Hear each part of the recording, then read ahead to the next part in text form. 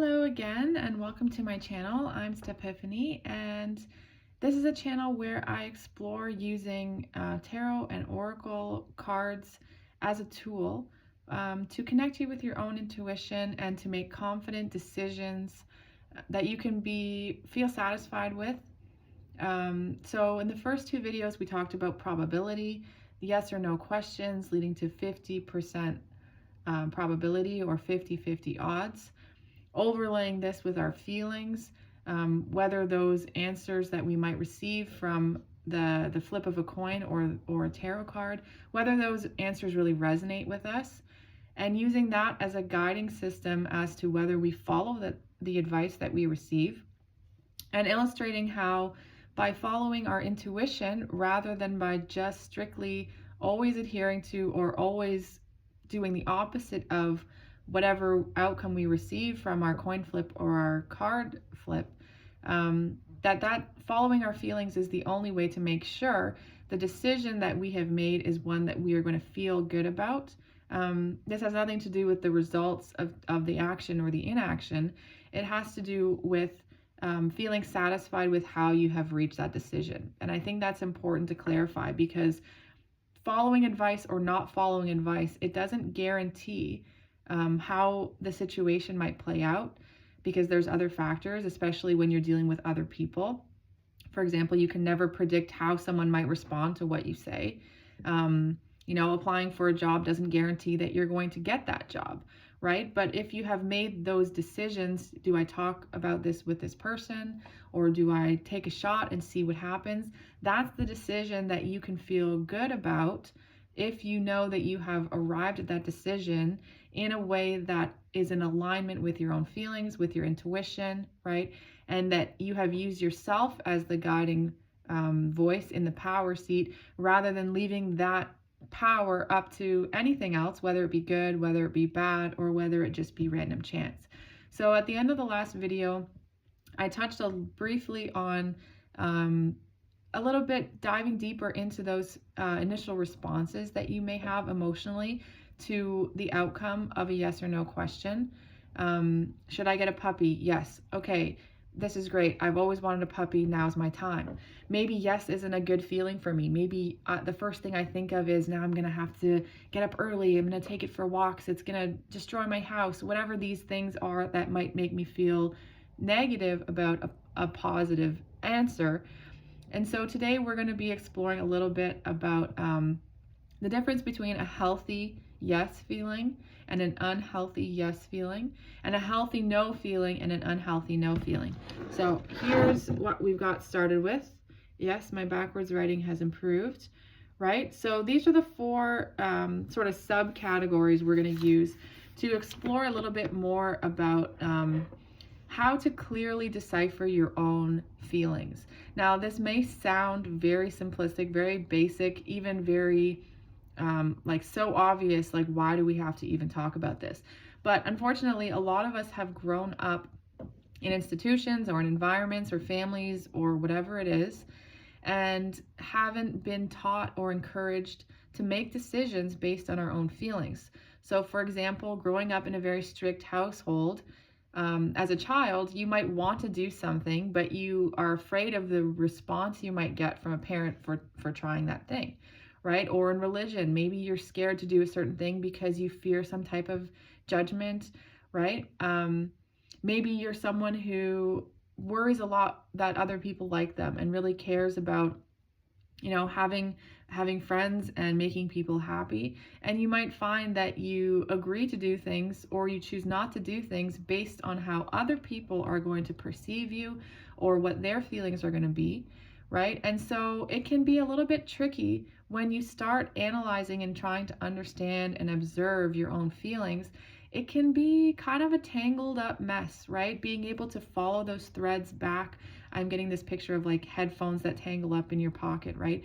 And being able to sort of walk those threads back and find out for sure if that yes answer that you feel is right for you is based on your actual own feelings, or is it based in something else? And if it's something else, what is it, right? Because knowing for sure that your feeling is what you are feeling is going to clear up a lot of that confusion and it's going to make it easier to make decisions that work for you. Now, the consequence of this is you may find yourself doing things that other people don't understand, other people don't like, don't agree with, right?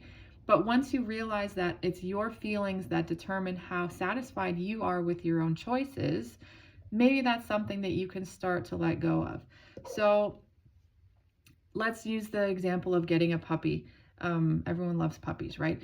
So let's say a healthy yes is going to be maybe excitement, right? Maybe it's going to be love. Maybe it's going to be missed opportunities. I can say this in a way because maybe you never got to have a puppy as a child is what I'm saying, right? And now you've grown up and you realize, my life is really in my own hands. I have the resources, I have the tools. This is something that I've always wanted to do, right? So a healthy yes could be one that is based from excitement, right? That's not to say it's not going to be an expense, that it's not going to be a lot of work, or that you won't have to throw out a few pairs of shoes. But if your overwhelming feeling is, yes, I've always wanted to do this and now is my chance, then you can feel like that is a positive yes, right? An unhealthy yes would be something like, now this is going to be a lot and it could be upsetting to some people, but for example, do I need to get a dog just because my child wants a dog? His friends have a dog, right? He's putting pressure on me. Do I say yes to this request out of obligation, right? Or another one could be, maybe I'm feeling really lonely. Maybe I'm feeling isolated and maybe I just need a companion. Now, this could be a healthy yes or an unhealthy yes, depending on how it feels to you, really, is the only way to know. Maybe the fear of loneliness is something that can be overcome with a companion animal, right? Or maybe the fear itself needs to be given a little bit of a second look and see, why am I afraid of this?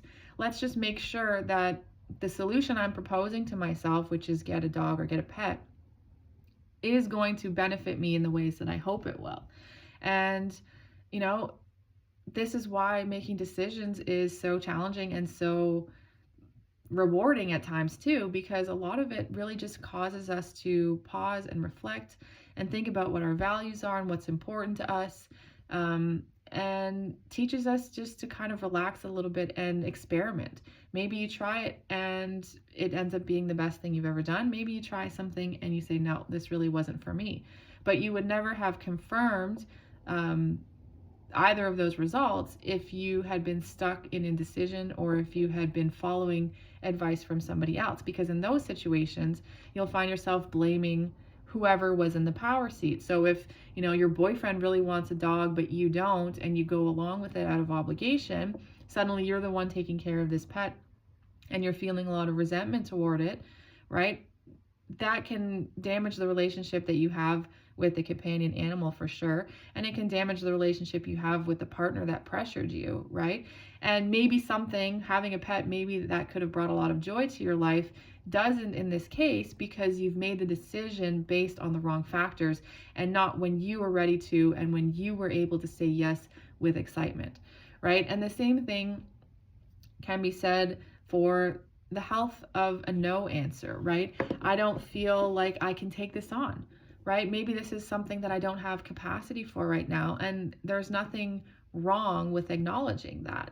In fact, it makes for a more well-reasoned decision. That's not to say you could never re-explore this option, but if at the time you're feeling, I've got a lot on my plate and I don't believe that I can bring enough energy to what is required of me here, then that can be considered a very healthy no. Being able to admit when you are at or over your own capacity. And again, if you feel this way, I don't have the space for this right now. I don't have the energy for this right now. If you do the thing anyway, you're going to feel tired, burnt out, stressed, anxious, and you're going to be ultimately regretting that decision. Whereas if you can say, saying no sometimes, setting boundaries, right? Avoiding people-pleasing tendencies and doing things out of obligation. This can actually make the situation feel a lot better. And maybe having made a good decision that honors your own needs at the time, keeps that door open for the future. So again, let's use the example of getting a dog, right? And if I've got a toddler and we just moved across the world, right? And we're just still settling in, and it seems like something that's going to add just a little too much to my plate right now. If I do it anyways, what's going to happen is it's going to make me think getting a dog was a terrible mistake. Maybe I don't even like dogs anymore. It's going to ruin the whole experience. Whereas if I have the self-awareness to say, this is something I'd like to explore potentially someday, but right now is not a good time. That means I haven't tarnished the yes possibility for a future time when it feels more aligned with me and what's going on in my life, by jumping in too early and almost forcing a negative situation to play out. It's forcing me to feel resentment towards that choice that I've made or regret over it. An unhealthy no, a really common one, and when I say these, I'm of course speaking from example, and from personal knowledge of it, right? Just trying to spell backwards here. So the biggest thing that can lead people to an unhealthy no, from what I've seen, is the need for acceptance, right? Hopefully that's clear here. So maybe I really want to take a risk on a relationship that other people don't support, or maybe I want to make a life change. My family and I, about 6 months ago, we immigrated from Canada to New Zealand. It was a huge adventure for us, but of course a lot of people have looked at that and thought, what are you doing, right? And if we had let the acceptance, the fear of lack of acceptance, or wanting to make decisions that please other people, be the reason that we turn down an opportunity for our own selves and our future, of course, this would be a decision that we would regret over time, and not just regret the decision, but probably have resentment towards the people who were in the power seat at the time, right? Maybe it's your parents who say, I'm going to miss you and I'm never going to see you again, and you feel guilty about making that choice for yourself. But then you start to feel that tension and bitterness towards them, because now you have put them and their feelings in control, in the power seat of how you've made that decision, right? And at the end of the day, if you put yourself first, the fact is people are going to be unhappy about it. Not every person, not all people, but people who were used to you acquiescing, I could say, people who were used to being able to tell you what to do, especially parents and bosses and authority figures like that. There's a certain expectation that when you're told what to do, you're going to do it regardless of how you feel about it. And when you start shifting to the intuition system rather than the sort of following the power seat, the blind obedience of an omen or of an answer or of whatever it may be, a piece of advice from someone, once you switch your operating system from obedience to intuition, it's going to shake up the way that people see you, and it's going to be less comfortable for them. It's going to be less familiar for them. It's going to be less comfortable for you as well, because it's going to require knowingly doing things that other people are not going to always understand or support, right? But at the end of the day, if what you want from your life is happiness, if what a higher power wants for you is happiness, and if the only way that you can be happy is following your own happiness, then it's something that you're just going to have to do. So when you are looking at the outcomes of your yes or no questions and you're deciding, is this a decision I feel good about, just double check your work and check to see if anyone else's feelings or expectations are kind of getting muddied into the water, and really just follow, like I said, follow those threads back. Okay, I feel good about this. This feels like a yes. But when I trace it back, I realize I'm only feeling like I should say yes here because I know I will let so-and-so down if I don't. That's not a real yes. That is an unhealthy yes. And the reason, again, is because that person's feelings has been put into the power seat above your own feelings. at the end of the day, it's your life. And if your feelings are not controlling your own life, then you are never going to feel safe and confident, because realistically, you're just aware of that fact that my life and my decisions are out of my own hands, right? So check your yeses and check your nos. And if you're practicing with a coin, with small decisions, just to get yourself kind of familiar with noticing how often you make these yes or no decisions in your day. Do I bring a lunch today? Yes, I bring a lunch. Okay.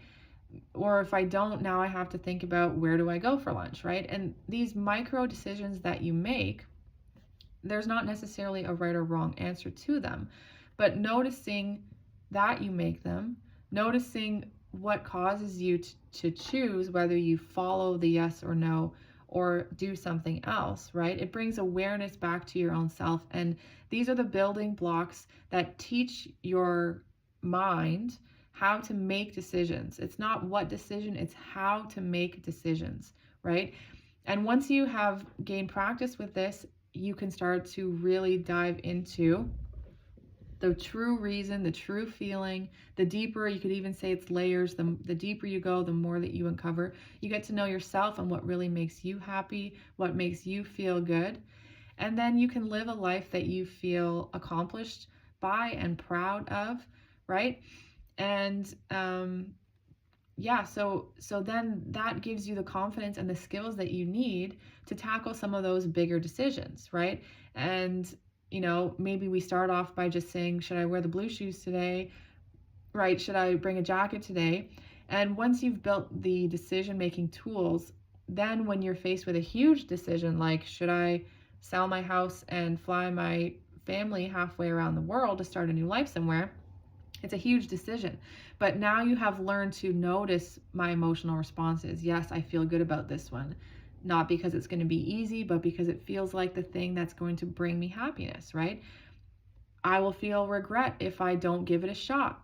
You give it a shot, you take the chance, you see where it goes, and you realize that you can always deviate, you can always make a new decision, but you'll be stuck forever if you're not making those decisions based on your own internal guidance system. So going forward, I hope this is all clear, and I will be sort of explaining these less and hoping that they have become sort of patterned into the way that you're thinking about it.